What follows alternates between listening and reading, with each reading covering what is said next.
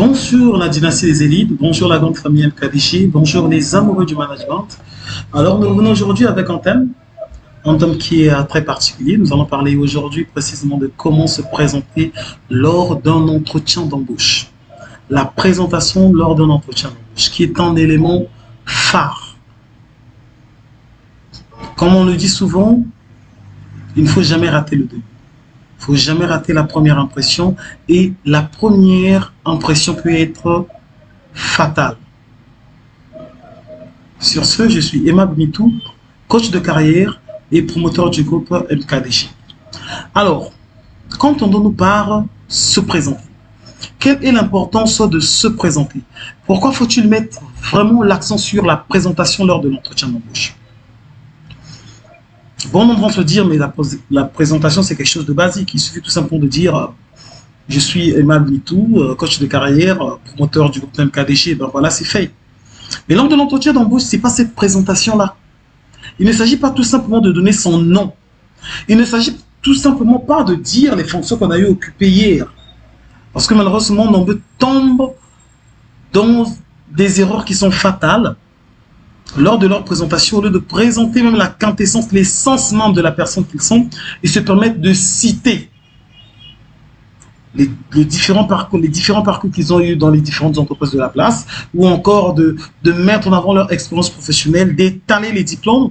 Mais l'employeur n'a pas besoin d'écouter ce qu'il a lu au préalable, puisque le CV a déjà mis en lumière tous ces différents éléments: expérience professionnelle, diplôme, expérience extra-professionnelle, nom, prénom et j'en passe. Alors, comment doit-on se présenter lors de l'entretien d'embauche? Quels sont les éléments que l'on doit mettre en avant lors de l'entretien d'embauche? Effectivement, ce que l'on doit mettre en avant lors de l'entretien d'embauche, ce sont les piliers des compétences liées au poste. Ah ben oui. Les piliers de compétences liées au poste. Qu'est-ce que j'entends par piliers de compétences? Chaque poste a des missions phares. Chaque poste a des missions principales. Et nous devons aujourd'hui mettre l'adéquation entre le profil du poste pour lequel je postule et mon profil à moi. Donc, qu'est-ce que je veux dire? Si aujourd'hui je postule comme étant DRH d'une entreprise, eh bien, je postule pour être responsable des ressources humaines d'une entreprise. Lors de ma présentation, qu'est-ce que je vais mettre en avant? Effectivement, ce sont les missions phares, les compétences phares liées au poste, qui vont faire ce qu'il y ait adéquation entre mon profil et le profil recherché par l'employeur. Exemple. Bonjour Monsieur Mitou, bienvenue aux établissements MKDG. C'est pour nous un grand plaisir de vous recevoir en ce lieu. Vous avez été présélectionné suite à l'entretien que vous avez eu à passer ou encore au test de présélection que vous avez eu à passer. Est-ce que vous pouvez vous présenter? Alors là, qu'est-ce que je vais faire comme présentation? Je me permets de le dire. Merci monsieur pour la parole accordée. Je suis Emma Bnitou, spécialiste en gestion des ressources humaines. Alors, je me permets de dire premièrement que j'ai une parfaite maîtrise du pilotage RH ou encore du pilotage d'une politique RH au sein d'une entreprise. Je peux mener à bien les missions qui sont liées au poste, à savoir planifier un process de recrutement, mener à bien une politique de développement des compétences et aussi revoir dans la mesure du possible l'optimisation des ressources humaines au sein de votre structure. Est-ce que vous voyez un peu? Ce que je mets en avant, ce sont les compétences phares du poste.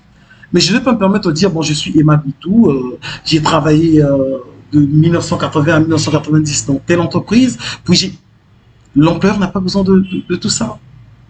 Parce que derrière, tout dépend d'abord du type de CV que vous avez mis en avant.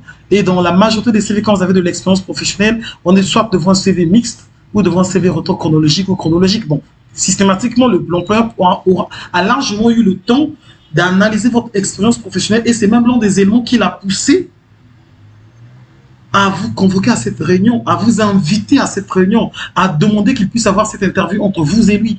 Mais vous n'allez pas revenir lors de votre présentation sur les différents éléments que vous avez eu à avoir lors de votre parcours ou encore de votre cursus professionnel. Vous n'allez pas citer tous les diplômes. L'on met l'accent sur le dernier diplôme ou encore sur des certificats en relation avec le profil recherché. Aujourd'hui, nous le savons pertinemment qu'un DRH ou encore un responsable de la formation peut assister à toutes les formations qu'il élabore. Donc, après 10 ans d'expérience ou encore après 5 ans d'expérience, à vous de voir combien de formations ce dernier a pu assister. Et s'il se mettait lors de sa présentation à parler de formation par formation, eh ben on en aura pour plus d'1 heure. Il est donc souhaitable de mettre donc en avant les compétences lors de la présentation. L'on se présente, on présente plus précisément nom et prénom.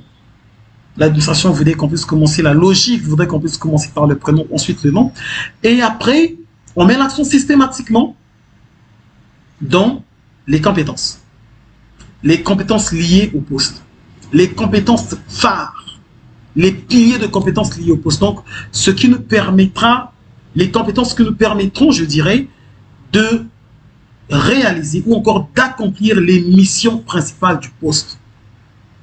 Pour les missions secondaires, cela peut faire l'objet d'un plan de formation en interne. Sur ce, on s'est dit, je vous remercie pour votre attention. On se dit à très bientôt. N'oubliez pas de vous abonner à la chaîne, de liker et de partager nos vidéos afin d'être toujours à jour. On se dit à très bientôt. Ciao.